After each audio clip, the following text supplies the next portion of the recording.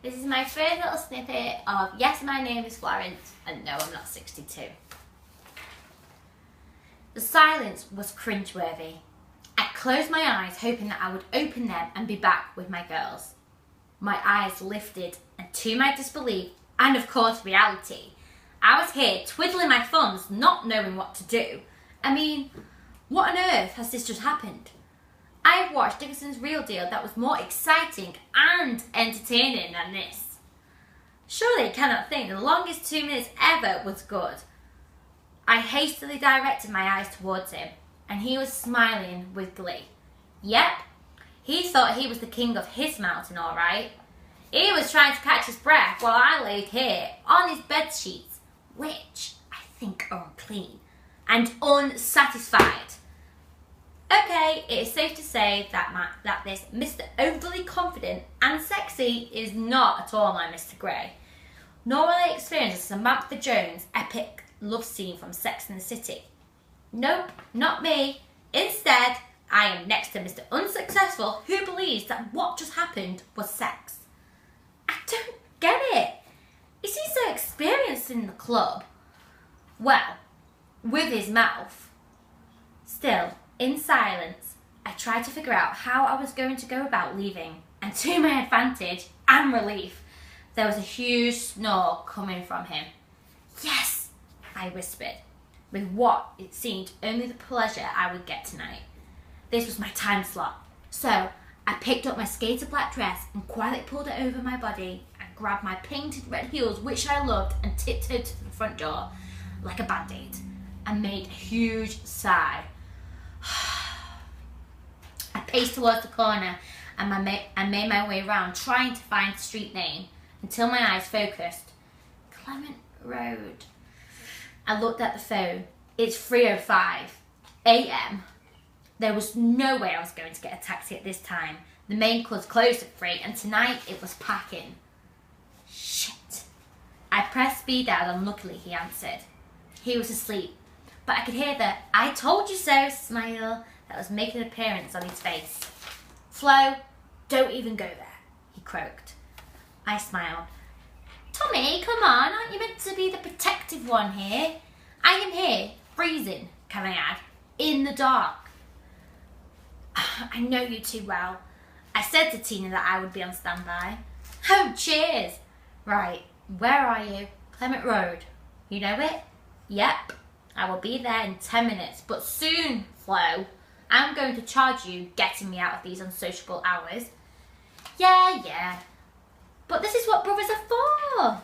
"Thank you. See you in 10. I know what it seems, but I don't sleep around. I just wanted to put that out there. But when I'm drunk, my needs tend to be louder than my brain.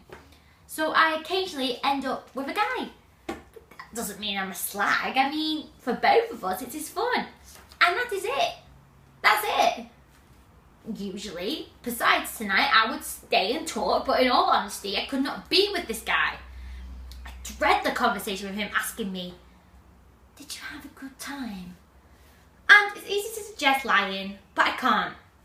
This is what I'm known for. I have no tact and I'm transparent, even when I try not to be. So, seeing him after was a no-go.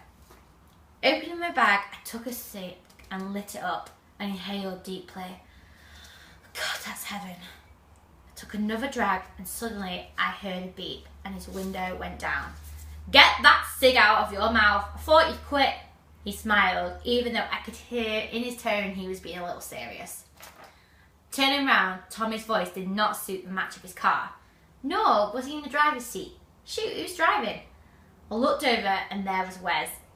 Great. There is something that he won't forget and most likely bring up in the conversation. My eyes widened with my inner voice screaming at my stupid brother. "You could have warned me you were bringing Mr. Serious." Thomas waved his hands. This was payback to him. I must have got him out of bed with a woman or something. It's not like I don't like Wes. It's just that he is, well, together. He makes me feel like, you've been dragged through a bush. Which I guess, by the looks of me, I do. I stumped my cig out and smiled excessively. "I have quit? Tommy shook his head. Come on, it's Nipple City out here. It's what city? Have you seen your tits? You can tune radios with those bullets. Automatically, I covered my nipples. I mean, there should be a line between brother and sister, right? I looked over to Wes and I was so embarrassed. He was shaking with his head, but I swear he was laughing. Come on, there must be a time when I thought Wes did something embarrassing that I could shoot at him. I am the best man in the world. I know it. I look it. Oh, come on, think. I've got nothing. Nothing. I smacked Tommy over the head. You know, Tommy, there is a line between brother and sister, and that was just it. Yeah, but that doesn't apply to us. We share a room together. Come on, Tommy, shut the door. It's bloody freezing, Wes snapped. He took off his jacket and threw it over his seat to me. It smelled so good. Put that on if you're cold. It should warm up soon. Embarrassed, I covered myself with his jacket and put my head back, hoping it would end.